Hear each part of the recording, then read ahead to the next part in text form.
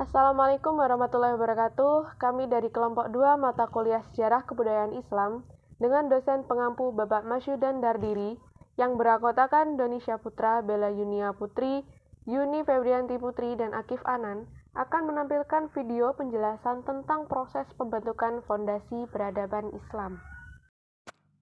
Materi yang pertama yaitu kondisi kepercayaan bangsa Arab pra-Islam.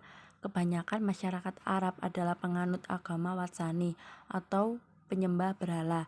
Tiap suku Makkah biasanya memiliki berhalanya masing-masing yang berbeda antara satu suku dengan suku lainnya, dan masing-masing suku itu meletakkan berhalanya di sekitar Ka'bah. Menurut sejarawan, berhala ini sampai mencapai angka 360 lebih banyak berhala. Ini tentunya menjadi simbol tentang ego dan fanatisme kepercayaan bangsa Arab. Agama lain yang juga patut diperhitungkan dalam lintas sejarah bangsa Arab adalah agama Yahudi dan Kristen. Menurut Arnold Toynbee, masuknya Yudaisme pertama kali adalah dibawa oleh pengungsi perang antara Roma dengan Yahudi pada tahun 66 Masehi hingga 70 Masehi. Kemudian keyakinan ini mulai meraih banyak pemeluk di kawasan Hijaz pada tahun 132 Masehi hingga 135 Masehi, tempatnya di Oais, Taima, Khaybar, Yasrib, dan Yaman. Capaian Yudaisme ini kemudian diikuti oleh agama Kristen yang mulai meraih pemeluk agama pada tahun 523 Masehi akibat faktor pengaruh Roma dan Persia. Materi yang kedua, kondisi sosial budaya bangsa Arab. Meski bangsa Arab tertinggal beberapa langkah dalam hal tulis-menulis, namun bangsa ini tuh kaya dengan ribuan syair yang terlahir sebagai ungkapan pikiran, pengetahuan, dan pengalaman hidup. Kumpulan syair ini dinamakan dengan Diwan Seiring dengan ramainya perdagangan internasional. Hijaz menjadi tempat berkumpulnya penyair-penyair dari berbagai penjuru. Kegiatan merangkai dan membaca syair-syair di depan umum dilakukan di suatu pasar yang disebut Ukas. Dilihat dari segi peradaban dan pemukiman, bangsa Arab biasa dibagi dua, yaitu Hadharah atau kota penetap dan Badawa atau nomaden Badui. Bangsa Arab yang menempat pada akhirnya beranak pinak dan mulai mengalami penguatan ras yang sering mereka istilahkan dengan nasab. Penguatan nasab ini tercermin dalam penggunaan alam kuniyah atau yang turut menyebutkan garis keturunan, biasanya diistilahkan dengan menyandarkan garis keturunan laki-laki. Kondisi politik bangsa Arab. Dalam catatan Ripin, terdapat dua hal yang mewarnai persaingan politik di Jazirah Arab. Pertama adalah persaingan dua imperium Romawi dan Persia, dan yang kedua adalah persaingan antara Yahudi, sekte Nasrani, dan pengikut Zoroaster. Bangsa Arab yang bermukim di gurun pasir secara terpisah mengakibatkan kehidupan mereka diselimuti oleh mara bahaya. Untuk itu, mereka membangun sistem perlindungan kesukuan yang biasanya disandarkan pada garis keturunan. Dari hal ini pula lah lahir solidaritas kesukuan. Ada 5 hal yang diperebutkan oleh para bani, yakni sikayah pengelolaan air, dan rifadah perpajakan dan penyatuan masyarakat miskin yang jatuh ke tangan Bani Abdul Manaf, serta liwak kebijakan perang, hijabah pemegang kunci Ka'bah, dan Dar an-Nadwa, tempat perkumpulan yang jatuh pada Bani Abdurdar. Perselisihan ini terus berlanjut sampai akhirnya air Zam-Zam berhasil ditemukan dan dari Abdul Muthalib menjadi pengendali suku lainnya. Riwayat hidup Nabi Muhammad SAW. Nabi Muhammad SAW lahir pada tahun 570, bertepatan dengan hari Senin tanggal 12 Rabiul Awal. Tahun kelahiran beliau sering dikenal dengan Tahun Gajah. Sebutan ini mempresentasikan sebuah peristiwa, yaitu Abraha, gubernur Yaman, yang hendak menghancurkan Ka'bah. Muhammad SAW lahir sebagai seorang yatim. Ayah beliau yang bernama Abdullah wafat ketika beliau masih dalam kandungan ibunya Aminah. Beliau ketika masih bayi dititipkan pada asuhan Halimah untuk disusui dalam lingkungan masyarakat Arab pedesaan sebagaimana tradisi Quraisy. Pada sekitar usia 6 tahun, beliau dikembalikan kepada pangkuan kasih sayang ibunya. Dan tak lama setelah itu ibunya wafat dan lengkap sudah kondisi Muhammad SAW yang hidup tanpa orang tua.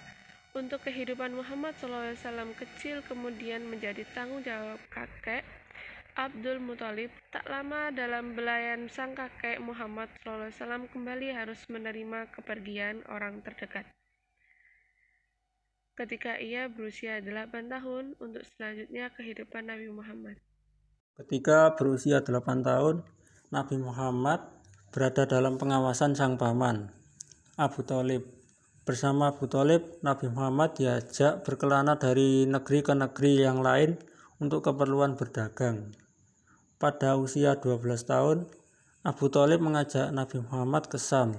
Di tengah perjalanan ia dicegat oleh seorang pendeta bernama Buhairah dan diserukan untuk segera pulang.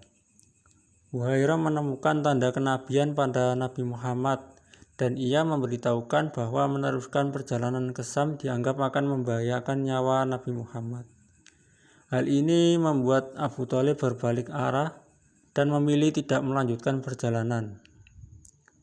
Nabi Muhammad sebagai orang Arab sebagaimana kebanyakan masyarakat di sekitarnya. Nabi Muhammad ketika kecil berada dalam asuhan Halimah telah belajar mengembala kambing. Selanjutnya peradaban Islam yang dibangun Nabi Muhammad SAW.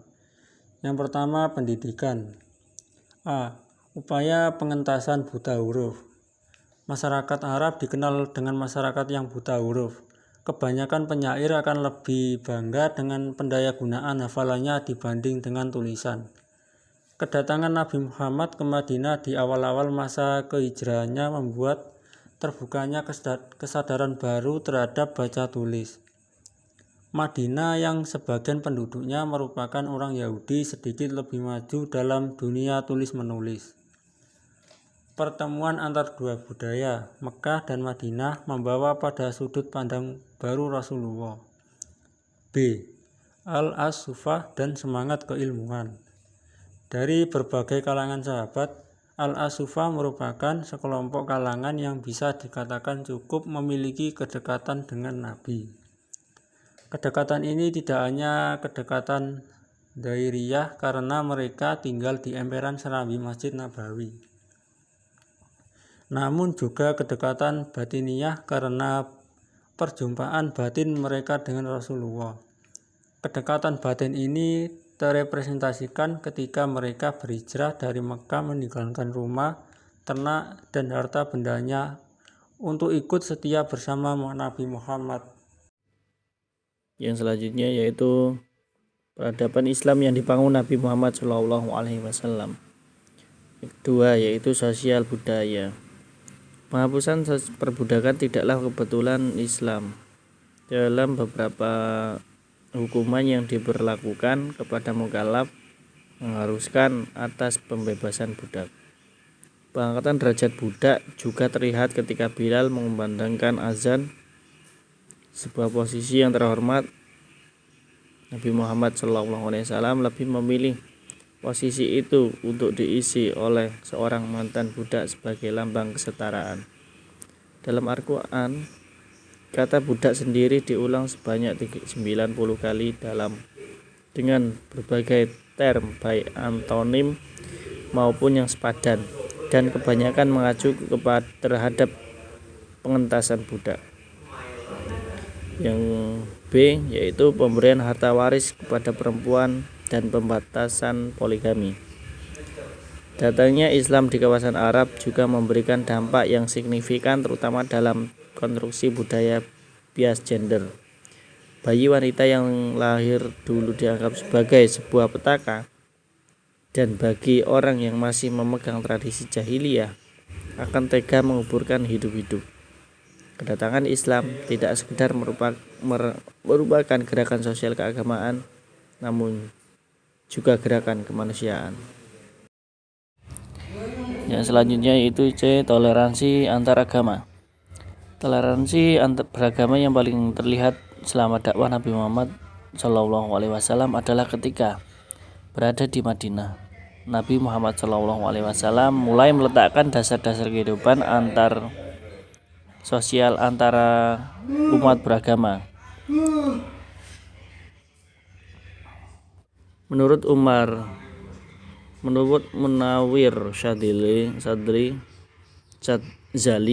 beberapa poin yang bisa digarisbawahi dari Piagam Madinah adalah pembentukan umat tamadun, berperadaban, dan toleransinya dengan pemeluk agama lain meliputi: yang pertama, saling bertetangga baik; yang kedua, saling membantu dalam menghadapi musuh bersama; yang ketiga, yaitu membela mereka yang dianiaya; yang keempat, yaitu saling menasihati; dan yang kelima, yaitu menghormati kebebasan beragama; dan yang ketiga, yaitu dalam bidang ekonomi.